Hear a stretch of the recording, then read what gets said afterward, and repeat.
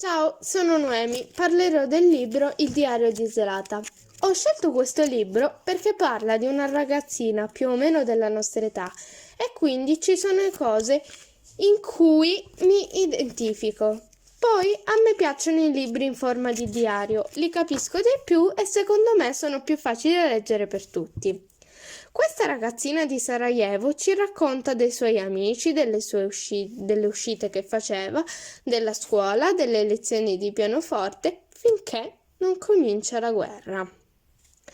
Quando iniziarono i bombardamenti, Zlata ebbe tantissima paura. Un giorno una parte della sua casa viene distrutta e quindi in quella stanza non ci si poteva entrare. A lei dispiaceva tantissimo perché in quella stanza c'era il suo pianoforte.